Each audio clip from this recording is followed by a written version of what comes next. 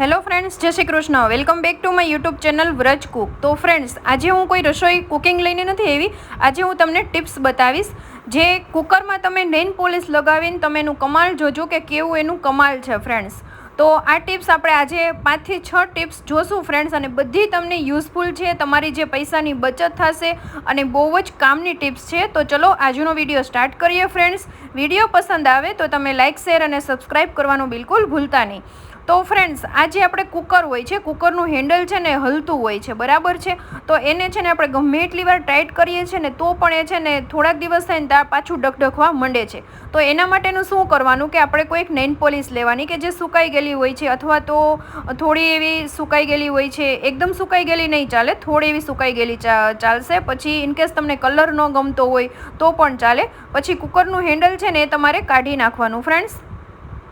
એનું હેન્ડલ તમે બોલ્સ કાઢી, અને બોલ્સ જો આ રીતના જેવી રીતના હું નેઇલ પોલિશથી લગાવું છું ને એ રીતના તમે જે એનો બોલ્સ હોય છે એકદમ ચોખ્ખો કરીને તમારે ફરતે બાજુ એને નેઇલ પોલિશ કરી દેવાની.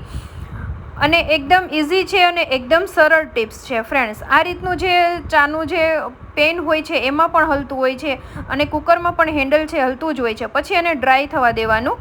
ડ્રાય થઈ જાય પછી ફરી એને નટબોલ છે આપણે ફિટ કરી દેવાનો. જો આ રીતનું હેન્ડલ છે ફરી એને આપણે ફિટ કરી દેવાનો. એટલે કે એકદમ ડ્રાય નહીં થવા દેવાનો, થોડુંક જ એવું ડ્રાય થવા દેવાનું. નહીં તો ડ્રાય થઈ જશે ને પછી તમે કરશો ને તો પછી એમાં વ્યવસ્થિત તમારું જેટલું વર્ક જોતું હોય ને એટલું વર્ક તમને મળશે નહીં.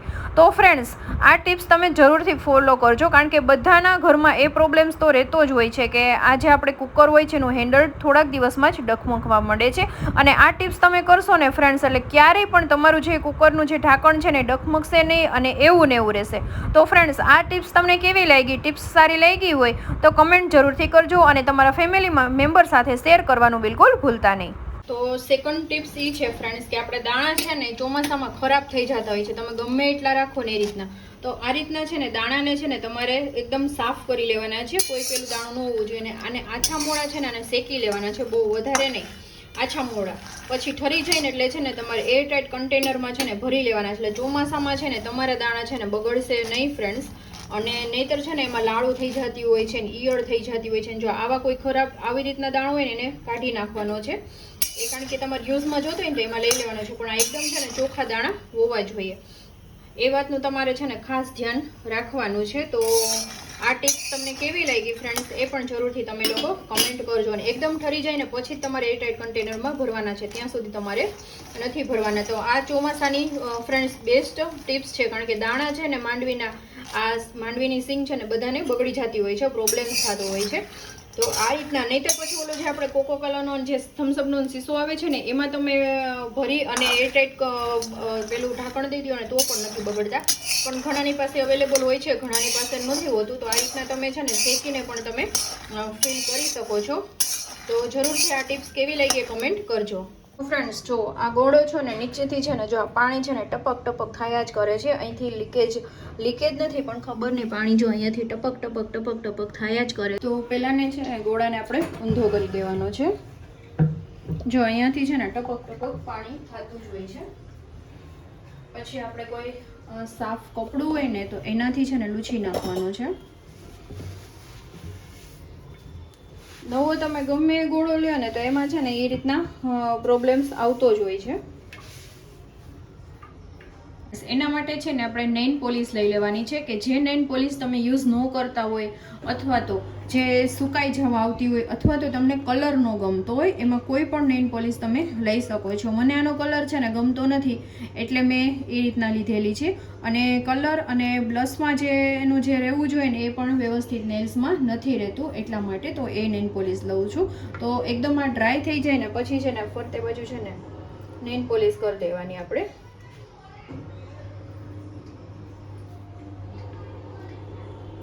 આ જો તમને છે ને દેખીતા જ લાગતું હશે, એકદમ પેલું એનું લિક્વિડ ફોર્મ, સાવ લિક્વિડ ફોર્મ છે.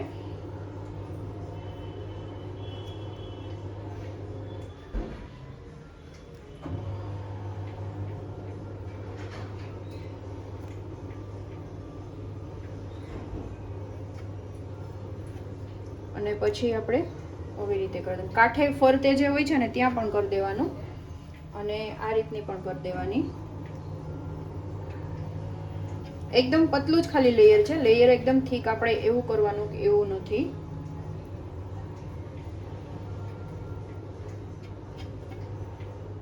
જો આ રીતનું તમને જોવા મળે છે ને, આ રીતનું જ મેં લેયર કર્યું છે. એટલે તમારું જે પાણી છે ને એ પડતું બંધ થઈ જશે ફ્રેન્ડ્સ. છે ને એનો કોટ કરી દીધો છે આછો આછો. હવે એને છે ને આપણે ડ્રાય થવા દેશું. ડ્રાય થઈને પછી આપણે એકદમ સરસ રીતે સાફ કરીને પછી આપણે એને ફિલ કરશું, એટલે કે પાણી ભરીશું. તો આ આઈડિયા તમને કેવો લાગ્યો ફ્રેન્ડ્સ? આઈડિયા સારો લાગ્યો હોય તો લાઈક કરજો તમે અને કમેન્ટ કરજો. હવે આપણે જોઈએ બીજો આઈડિયા. બીજો આઈડિયા આપણો એ છે ફ્રેન્ડ્સ કે આ જે કાતર હોય છે આપણે રસોડામાં યુઝમાં લેતા હોય છે, તેની ધાર છે ને પેલી થઈ ગઈ હોય છે. તો એના માટેનું શું કરવાનું? આ ધાર છે એને કાઢવા માટેનું શું કરવાનું કે આપણે જે ખાલી થઈ ગયેલા જે મેડિસિનના જે કાગળ હોય છે કે જે એલ્યુમિનિયમવાળા હોય છે, સિલ્વર હોય છે, એ લેવાના છે. તો જે મારે ખાલી થઈ ગયેલી મેડિસિન છે અથવા તો એક્સપાયરી થઈ ગયેલી કે કોઈ બી મેડિસિન ચાલે છે, તો એના માટે આપણે શું કરવાનું કે જો આ રીતના છે ને એને કટ કરવાનું આવી રીતે. બસ આ રીતના છે ને તમારે કટ કરવાનું ફ્રેન્ડ્સ. જો આવી રીતે. એટલે તમારી ધાર છે ને એકદમ સરસ થઈ જશે.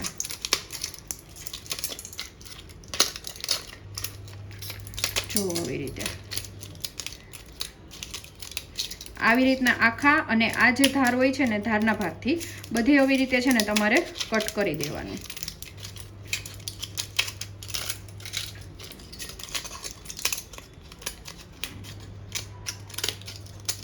છે ને ફ્રેન્ડ્સ. જુઓ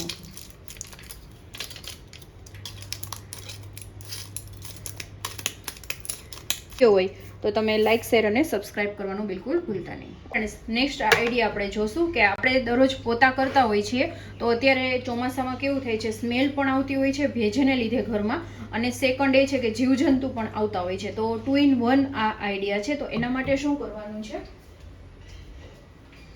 આપણે જે ખાવાના સોડા તો બધા યુઝ કરતા જ હશે. તો અહીંયા હું ખાવાના સોડા લઉં છું, જે 1 ચમચી, અને પછી એમાં હું એડ કરું છું આ જે આપણે ફેબ્રિકનું લિક્વિડ આવે છે એ ફ્રેન્ડ્સ લેવાનું છે, કે જે ફેબ્રિકમાં આપણે સ્મેલ આવતી હોય તો એના માટે આપણે આ લિક્વિડ યુઝ કરીએ છીએ. તો આ લિક્વિડ લેવાનું છે. તો અહીંયા આપણે ખાલી 1 ચમચી જેટલું જ આપણે ચમચીથી જ તમને બતાવું તો તમને ખ્યાલ આવશે. જો આ રીતના ફ્રેન્ડ્સ 1 ચમચીથી જ તમારે એડ કરવાનું છે, વધારે તમારે એડ નથી કરવાનું. એટલે ઘર આખું તમારું સુગંધીદારી પણ થઈ જશે ફ્રેન્ડ્સ. તો જો આ રીતના તમે લગાડીને પ્લેટફોર્મ ઉપર છે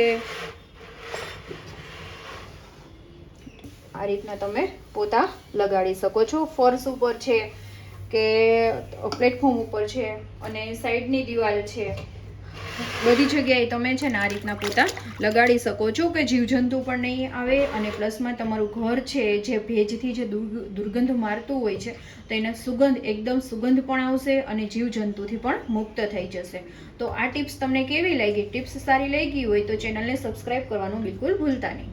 ફ્રેન્ડ્સ એના પછીનો આઈડિયા જોશું કે આપણા જે માથામાં નાખવાના જે બો હોય છે ને ફ્રેન્ડ્સ, આને બોરિયા કહે છે અથવા તો લૂઝર પણ કહેવામાં આવે છે. તો છે ને એ એકદમ છે ને લૂઝ થઈ ગયા હોય છે. આવી રીતે છે ને તમે જોઈ શકો છો આ એકદમ લૂઝ પડી ગયા છે. તો આની તમને ટિપ્સ બતાવું કે એકદમ છે ને આ ગરમ પાણી લેવાનું છે, એમાં બોરિયા છે ને નાખી દેવાના. તમારે નવા જે બોરિયા છે લેવાની જરૂર નહીં પડે. આ રીતના તમે એડ કરીને અડધી કલાક તમારે રાખી દેવાનું ફ્રેન્ડ્સ. એટલે અડધી કલાક પછી તમે રાખી દેશો ને તો તમારી જે એની પોઝિશન હશે ને એ પોઝિશનમાં એ આવી જશે. તો આ રીતના તમારે ગરમ પાણીમાં, એકદમ ગરમ પાણી પણ નહીં થવા દેવાનું અને એકદમ પેલું પણ નહીં, અને મીડિયમ ગરમ પાણી રાખવાનું, અને આ રીતના બો છે તમારે રાખી દેવાના. અડધી કલાક માટે રાખી દેશો એટલે તમારી જેની જે સાઇઝ છે એ સાઇઝમાં એ આવી જશે. તો આ ટિપ્સ તમને કેવી લાગી ફ્રેન્ડ્સ જરૂરથી કહેજો.